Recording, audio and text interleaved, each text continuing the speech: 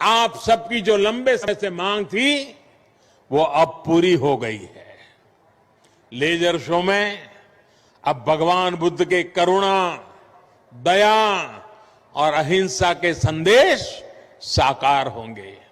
ये संदेश आज और भी प्रासंगिक होते जाते हैं।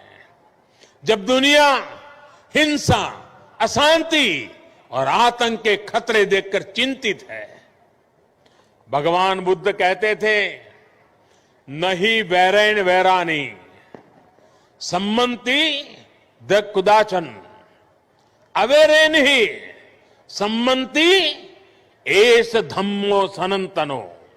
अर्थात वैर से वैर कभी शांत नहीं होता, अवैर से वैर शांत हो जाता है। प्रधानमंत्री सारनाथ पहुंचे हैं। ये दृश्य आप देखिए, पीछे जो है पूरी तरह से रोशनी से जगमगाया हुआ है सारनाथ, और कार्तिक जो है पूर्णिमा, उसके अवसर पर, देव दीपावली के अवसर पर प्रधानमंत्री का वाराणसी का कार्यक्रम, और इस वक्त प्रधानमंत्री सारनाथ पहुंचे हैं। अपने आज का जो उनका कार्यक्रम था उसकी अंतिम, आज के कार्यक्रम का जो अंतिम पड़ाव है वो सारनाथ में, जहां लाइट एंड साउंड शो होगा। और ये वही जगह है जहां भगवान बुद्ध को जब बुद्धत्व की प्राप्ति हुई थी, ज्ञान की प्राप्ति हुई थी, उसके बाद उन्होंने अपने 5 शिष्यों को यहां पर ज्ञान उनको संबोधित किया था, उनको ज्ञान दिया था। और उसके बाद ये 5 जो उनके शिष्य थे वो विश्व भर में जो बौद्ध धर्म था, भगवान बुद्ध के अनुयायी थे, भगवान बुद्ध का जो संदेश था वो लेकर विश्व भर में गए। और आज यहां पर सारनाथ में पूरे विश्व से पर्यटक, सैलानी और भगवान बुद्ध के अनुयायी यहां पर आते हैं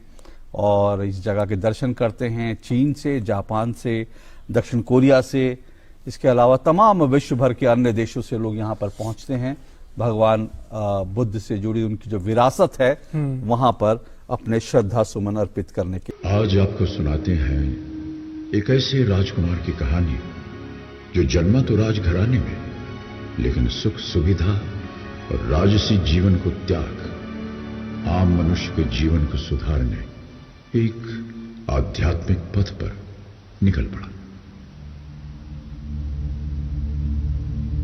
कई वर्षों पहले एक शासक राजा शुद्धोदन और उनकी रानी माया देवी के परिवार में पुत्र ने जन्म लिया।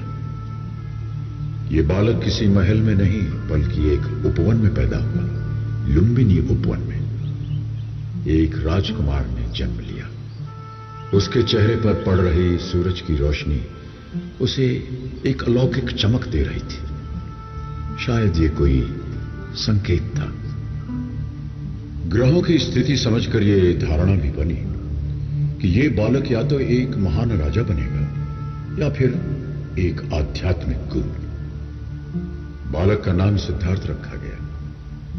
राजा शुद्धोदन चाहते थे कि राजकुमार समय आने पर वंश को आगे बढ़ाए और एक महान राजा बने। वो सिद्धार्थ की तकदीर बनाने में लग गए या उनका ऐसा भ्रम था। समय बीता और सिद्धार्थ 29 साल के हो गए। क्षत्रिय वंश के एक लंबे चौड़े खूबसूरत राजकुमार, वो राजकुमार जिन्होंने अपने जीवन के 29 वर्ष महल की चारदीवारी में हर संभव सुख साधन के साथ व्यतीत किए, बाहर की दुनिया से पूरी तरह अनजान। एक दिन महल के प्राचीर पर खड़े सिद्धार्थ ने नीचे देखा। उन्होंने वो देखा जो आज तक नहीं देखा था, जो शायद उनकी कल्पना से भी परे था। उनके मन में सवाल उठे, वहां क्या है?